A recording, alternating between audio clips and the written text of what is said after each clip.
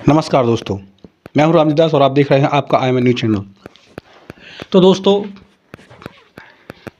कुछ लोगों का मानना है कि संतराम पाली महाराज मूर्ति पूजा का विरोध करते हैं या मूर्ति रखने से मना करते हैं।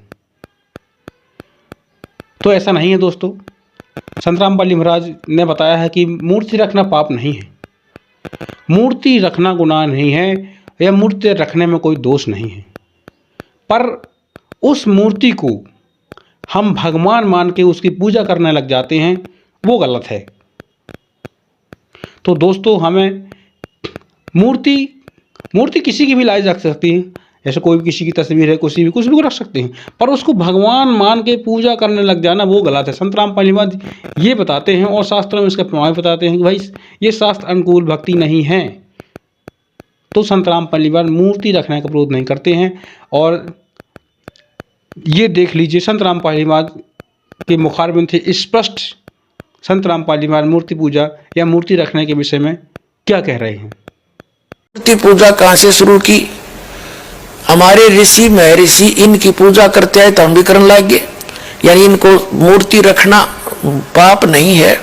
जैसे आपके दादा परदादा की कोई मूर्ति है, पिताजी की फादर की मूर्ति है, माँ की मूर्ति है, तो उस मूर्ति को रखने में क्या पाप है भाई? कोई दोष नहीं। और उसको नमस्कार भी कर दिया सत्कार से तो वो भी पाप नहीं। मतलब कहने का भाव ये है कि हम किसी मूर्ति को रखते हैं, अपने माता पिता को की मूर्ति है तो वो बुरी नहीं है, लेकिन उसको भगवान मान कर पूजना ये गलत है। तो हम मूर्ति की पूजा, जैसे हिंदू धर्म से दास खूब परिचित है, ये बेसिक मूर्ति का फूल भी चढ़ावे हैं, उसने नवावा दवावा भी है और उसका अगर धूप धाप भी दे हैं, पर पूजा तो उसे भी नहीं करते हैं। कोई किसी मंत्र का जाप करता है, कोई गीता का पाठ करता है, कोई पुराण का पाठ करता है। और फिर भी इनसे कोई पूछता है, जैसे दास विष्णु जी का पुजारी था, हनुमान जी का, बाबा श्याम जी का, यानी जैसे सारे ही देवताओं के हम तो पुजारी थे जब तक ज्ञान नहीं था। तो फिर भी हमसे कोई पूछता था कि समाधि ध्यान लगाया करो। ध्यान लगाते क्या देखा कि भगवान तो दिखता ही नहीं, वो तो निराकार है। हम फिर भी अन्य परमात्मा को परमात्मा मानते थे, विष्णु जी को अपना इष्ट मानते हुए, साकार मूर्ति रखते हुए भी हम भगवान को कोई अन्य ही माना करते थे। ये हमारा डामाडोल ज्ञान था। अब परमात्मा, जैसे मुसलमान भाई कहते हैं कि हिंदू सब मानते सब खुदा हैं, तो ये उनकी अल्पज्ञता है, अध्यात्म ज्ञानहीनता है। जैसे वो भी मानते फरिश्ते हैं, उनको देवता कहते फरिश्ते को, हम भी मानते हैं फरिश्ते हैं और देवता है।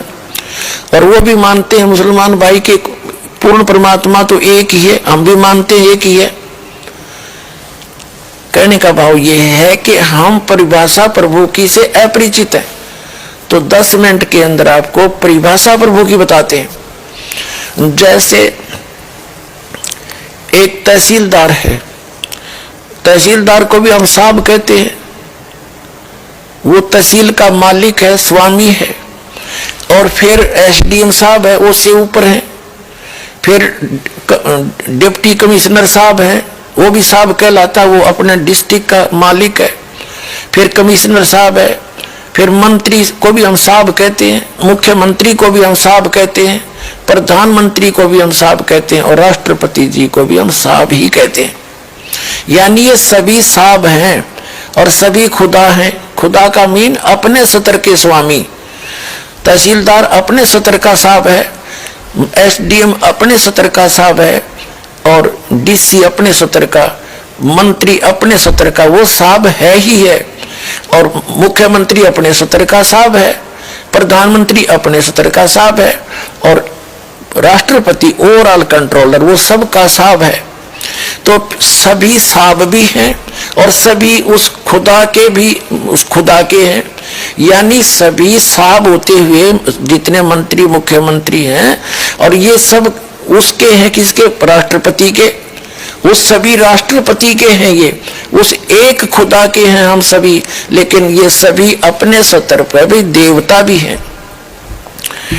उनका ये सोच अध्यात्म ज्ञानहीनता के कारण है कि हिंदू मानते हैं कि सब खुदा है, वो तो पृथ्वी को भी खुदा कहें, सूरज ने भी भगवान माने, पानी को भी, जल को भी भगवान मानते हैं और पृथ्वी सबको। इसका भाव ये है कि जैसे यहाँ एक विद्युत मंत्री है, एक फॉरेस्ट मिनिस्टर है, तो विद्युत मंत्री कोई जड़ नहीं है, वो एक मनुष्य है। उसके अंतर्गत ये सारे इलेक्ट्रिक विभाग जो इलेक्ट्रिकल, ये सारे विभाग आते हैं। ऐसे ही जैसे कोई फॉरेस्ट मिनिस्टर है, वो कोई वृक्ष नहीं है, कोई जंगल समूह नहीं है, वो जंगल समूह का कंट्रोलर है। ऐसे ही जो सूर्य देवता है, उसका नाम सूर्य देव है, वो नर आकार है, एक चलती फिरती शक्ति है, और उसके अंदर जितने भी प्रकाश स्रोत हैं विश्व के, वो सारे उसके कंट्रोल में है, वो विद्युत मंत्री समझ लो।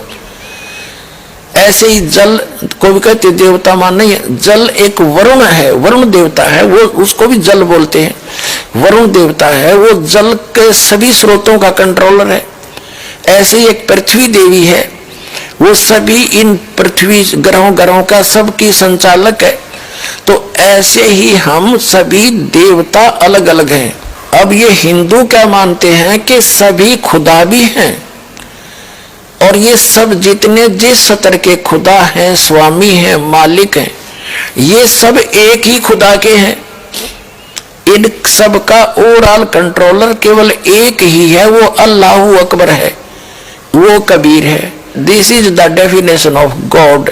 ये उस परमात्मा की परिभाषा है। इसको ना समझकर हम भ्रमित हैं। हम अब दास जो प्रयत्न कर रहा है कि उस अल्लाहु अकबर की जानकारी दास के पास है, जिसकी न तो हजरत मोहम्मद जी को प्राप्त हुई, क्योंकि हजरत मोहम्मद जी को जिसने ज्ञान दिया, कुरान शरीफ का ज्ञान दाता, सूरत फुरकानी 25 आयत 52 से लेकर 59 में स्पष्ट करता है, कोई कबीर अल्लाह है, अल्लाह कबीर है, उसको बड़ा कहते हैं मुसलमान भाई, तो बड़ा भगवान है, उसकी जानकारी कुरान शरीफ का ज्ञान दाता भी नहीं जानता। वो कहता उसके लिए ये वही है, वो अल्लाहु अकबर जिसने 6 दिन में सृष्टि रची, 7वें दिन तख्त पर जा बैठा। और उसकी खबर किसी बाखबर से पूछो, इससे सबसिद्ध है कि कुरान शरीफ का ज्ञानदाता भी उस अल्लाहु अकबर के से अपरिचित है, उसकी ना भक्ति से परिचित है, ना उसके ज्ञान से परिचित है। वो कौन है, कहाँ है, उससे भी परिचित नहीं है। उसके से ये दास परिचित है, वो बाखबर ये पर दास है। इसके पास आओ और अपना कल्याण कराओ।